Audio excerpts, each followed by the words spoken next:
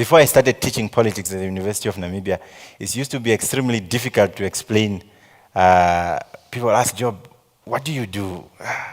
It used to be a very difficult thing to do because I do a lot of things. I do many, many other things. In fact, before I came here, there was a young lady who's sitting here today, but I heard you are going to speak. Are you sure you are going to speak? Are these guys not going to arrest you, kill you, or anything? And that is effectively, if you read the newspapers today, you would understand what that lady meant. Part of those many, many things that you do, and I was unable for a long time to explain to myself and answer that question. Then I started wondering, but why is it that I'm unable to answer that question of who I am as a person? And then I went back in my own history to try to understand, but maybe who I am, especially when I go to the village, I try to understand. They tell me these stories, what I used to do, but there are 3 stories that I want to share with you that help me understand and discover myself. I was born in a small village called Marala village in northern Namibia. I attended primary school at the Marala Primary. Of course, I used to be involved, and I used to be a good student. Not A student, but maybe C, B student there. So Julius Lucas was always the first, and I was always the second. So, in grade 6, what happened is that they introduced this whole Ongwediva trade fair. Now, for Ongwediva and all the nearby villages, that's a very important event. We always wanted to go there. So the teachers, they decided the first and the second would go. Now, what happened in our class, there was the first guy, Julius, and there was Dequela and Job who were second. So they can only take 2. So they say, okay, come guys, let's flip the coin, head or tail. Then we agreed, okay, fine, head. And the other guy chose tail. They flipped the coin, it was the tail, not the head. So I was supposed to accept that I'm going to stay. And they took him and I said, no, I'm not staying. I'm the second. So I started crying, fighting to get in that car. And they drove, and I remember chasing it, running after it. Our school is just closer to the road, and I went to hike. And then some Samaritan took me in. Then we went. I didn't go inside of Ngwediva, but I was just standing there because and hoping that I went. I finished primary school, then I went to Ipumbu Senior Secondary School. 2 things happened there as I reflect. In 2001, it was for the first time, Ipumbu was just grade 11 and 12. In 2001, they brought, for the first time, grade 8.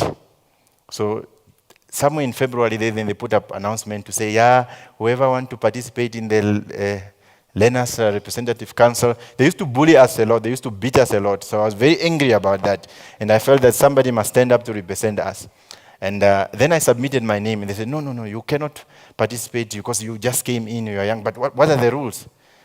You said everyone. It was a whole big thing. I went to the Inspector of Education. I said the rules, these are the rules, and at the end of the day, and they allowed me to contest. Because there was this whole hype about my protest, I got the highest votes among the students. Now, this is what the problem was. The problem was that honestly, I didn't know about the school. I didn't know many things. I didn't know leadership at that level because I'm just coming from primary school.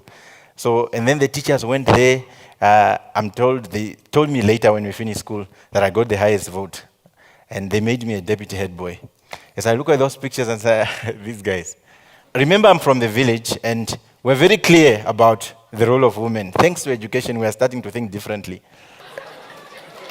So, now, what then happened there is I could not accept if the lady or a girl is in front of me. That's just how the society is. In fact, the teachers will tell us if a girl passes a test better than us, we'll be so ashamed. The teachers will even say, you see, the girl is even ahead of you. So in other words, they oriented us to believe that I need to make sure that the girl is not ahead of me. Yeah. So obviously in grade 8, I was the best at Ipumbu. Grade 9, I was the best. Grade 10, I was the best. What happened in grade 10 is that there was this teacher from Australia. She was teaching us mathematics. I'm not good at mathematics, but she brought up this whole strategy of saying, whoever is going to be the best, you get to go to KFC. So we studied so hard, mathematics, so that I can go to KFC. And I got a B in math. because of that effort that I put in. And then they say, those all of us that got B's went to science. Okay, grade 11, I'm in science there. Then it was April award ceremony. The first one, it was a girl. Second is a girl. Then I was the third. It was so unacceptable. So I changed from science to social sciences. Okay? But then obviously I finished and I came to UNAM. We did a lot of things that we did. I finished my first degree. Then I went to Stellenbosch. Now, before I went to Stellenbosch, no one wanted me to go and study. The family did not want to pay for me. They say, you must go and work. What, we are in poverty and all those things. But it was clear that I need to go and study. All these politicians that you see today, I went to their offices. No one could assist me. I went to companies. No one wanted to assist me. I mean, you are going to study political science. We want geology and all those other things. So I got so stressed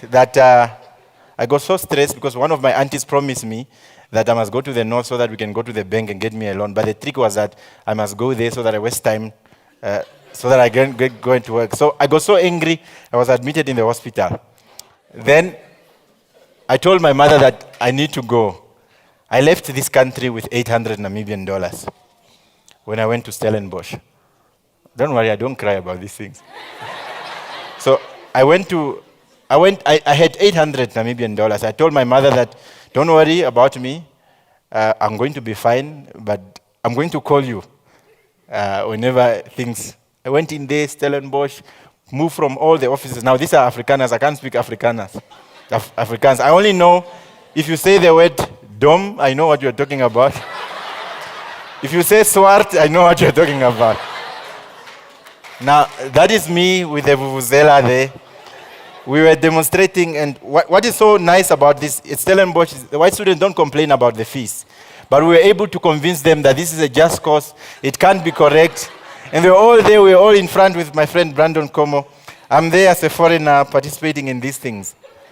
Anyway, the second image, that is in Ghana. Because we went there was an African AU meeting in 2007. They were all there talking about how they fought for freedom. We said, but what about us as young people? You're not doing anything for us. So we want genuine African unity that includes the young people. So I was still at the university then. But the reason I'm showing you these images is that of those many, many other things, I was now able to understand that I've always been an activist. I've always been involved in activism, not activism for the sake of it, activism for social justice. They believe that you cannot say, I cannot participate in the SRC election because it's my first year at Ipumbu. They believe that you cannot just, because you are head of state and you think we cannot be involved in the AU discussion. They believe that I also deserve a place in society. So that is what social activism, this whole notion that people must not be discriminated on the basis of their gender, race, colors, age, because they did not dodge the bullets. I mean, I was not born before independence. So the whole idea that that is the whole notion. And it cannot be correct, dear friends. Now, have you ever wondered when your daughter one day ask you and say, where were you? And what did you do when Namibia began to degenerate? Just think about it. What did you do, Daddy, when things begin to get worse? Just think about it and begin to answer that type of question. And we live in society that begin to degenerate just before our eyes. And look at it this way. Now, the guy that cheats on his girlfriend believes that he's doing something lesser compared to the one that slaps the girlfriend, okay? Then the one that slaps the girlfriend believes that, no, but it's better compared to a person that's killing the girlfriend. And the one that killed the girlfriend believes that it's doing something better compared to a B1 butcher. Yeah? You see, at the end of the day, you have a whole cycle. Everyone is involved in criminality, and everything becomes normalized because you believe you are doing something lesser than the other person. You realize that you have a situation where the guy that pickpockets believes that, no, he's doing better than somebody who takes out a knife and demands things out of people. And the guy who takes out the knife, he says, no, I'm actually doing better compared to a person who takes out a gun. Yeah? And then the guy who takes out the gun says, no, we are better than those guys that goes and rob banks and armed robbery and hold people hostage. At the end of the day, we are all in this whole cycle. Nobody does anything about it. Look at what happened. There's a whole this story. There was a minister whose name shall not be mentioned. He had a farm close to Okahanja there, and then every day they would be calling and say, Comrade Minister, 2 goats are gone. Comrade Minister, they took a cow. They took what, and the minister became so angry, such that he went to take a stock theft act, and now if you steal a goat, you are going to get 20 years in prison. Yeah, because he did it deliberately so that he punished those people who are stealing his own goat. But ask yourself, but how does it happen that this bill is passed through? Now, this minister goes to cabinet and shows the bill. The other minister, Minister 2, knows that, but this is not correct. But this minister 2 is saying, but I also have another shady bill that I need to pass through. So let me just support this one so that he can also support me. It happens like that. Then your children are going to ask you, where were you and what did you do when Namibia began to degenerate? What did you do, Daddy, when things began to get worse? Okay? Now, this now brings me to the issue that we want to speak about. This is about social justice, is to say that things cannot continue the way they are. And we have a history. I mean, you all know what affirmative repositioning is. And for those of you who are streaming live, affirmative repositioning is a movement led by young people to restore the dignity of black people and the landless people in general, whatever the race may be, as it relates to the issue of land. There is a specific historicity of land in this country. Namibia have 106 years of colonialism, Germans, and the South African.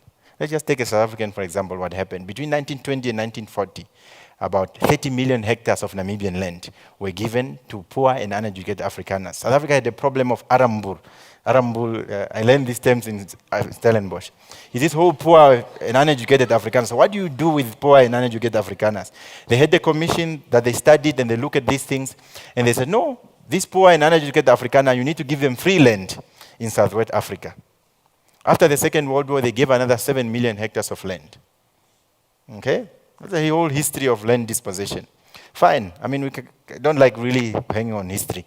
Independence, 21 March 1990. Viva, hallelujah. Okay? 1991, there was a whole land conference. Go look at the resolution that they took. Hopeless. But anyway, they took a target to say, by 2020, dear friends, we are going to have transferred 13 million hectares of Namibian land, 15 million hectares of land. 2020 is just 5 years from now. How many hectares have been transferred? 2.5 million hectares, 15% of a target. There are only 5 years left to 2020, okay? The situation continued, prices continued to escalate. A price of a house that costed you 400,000 in 2009 now costs you close to a million. So that's an average increase of 200,000 per year. No one does anything about it, okay? You can't afford a house. You are lawyers, young professionals here. People have been struggling for 6 or 7 years, okay? Councillors begin giving lands to themselves, to their concubines, to their kids, to everyone else that they could find. Politicians started getting discount to land and things like that. And the whole corruption, and nobody wants to do anything about it. Nobody speaks about these things. It is allowed. You go and rent, they evict you, politicians are not there, you are on your own. No one wants to do anything. This is a story of a young man that got married. He brought his wife in Windhoek with their kid, and he traveled out of town. He died in a car accident. The following day, the landlord came to evict the widow. No one does anything about these things. We are told of peace and stability. No one does anything about these things, as serious it is, because nobody regulates these things. We are sleeping in garages, and everybody thinks it's normal. That's the stories of our society. So we therefore decided enough is enough on the 9th of November 2014 that we are going to Kleine Coupe, just closer to that Groove Mall there. Yeah? The Constitution speaks about freedom of thought. We went there and we just said, look, this is where I want my toilet to be, and things like that. And in 15 minutes, we went back. It was on social media. It was everywhere. Politicians started panicking. They sent the police. The police couldn't see where, because there was no structure which was there. They didn't understand symbolism. Of course, they do know about peace and stability. Now, the situation escalated.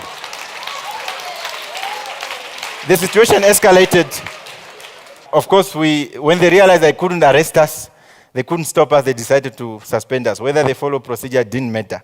They suspended us. Many young people say, we want to join you, we want to do what? On the 21st of November, we organized many young people with talent and energy. They submitted 14,000 land applications to the city of Windhoek. We gave them until 31 July. Youth of other towns also started calling us, say, we also need to participate in this exercise. On the 27th of February, we verified the figures now. In all towns, even small towns, 36,000 young people stood up, even with the intimidation and threats and all those things. They stood up to apply for land. Okay? Now, that is the photo of the in Windhoek. A lot of people, we only called for 2,000 applications and we got 14. We were also surprised ourselves, I must be honest with you. And that picture, the second one is a picture of Vavesbai. Those queues are even longer than election queues. Okay? Now, what specifically I have to speak about is that what is the role of activists then? Remember that question that your child is going to ask you. Okay? You as an activist, you need to understand the order and meaning of things. Where do things begin? There's a process, there's input, process, and output. If something is wrong with the process, you can't go to the output. You need to check the process. So you need to understand the order and the meaning of things. The other things that you need to know is knowledge and confidence of self. Most of our kids are not even comfortable in their own skin, in their own names. They say you are mooks, tooks, looks, and many other things like that. So they need to have confidence of self. It's not enough to tell people that there's a land crisis. You need to give them inspiration. You need to stand out there, set yourself alight, sacrifice yourself. I mean, we have people who are saying all sorts of things. We have big politicians set on us. You read the newspapers today. But that's what it takes. You need to provide inspiration to these people. Revolution are not roses and flowers. These things don't achieve anything in history. So the activists need to draw inspiration from Bob Marley. The song says, if you are the big, big tree, we're the small axe, ready to cut you down. To cut you down. Thank you.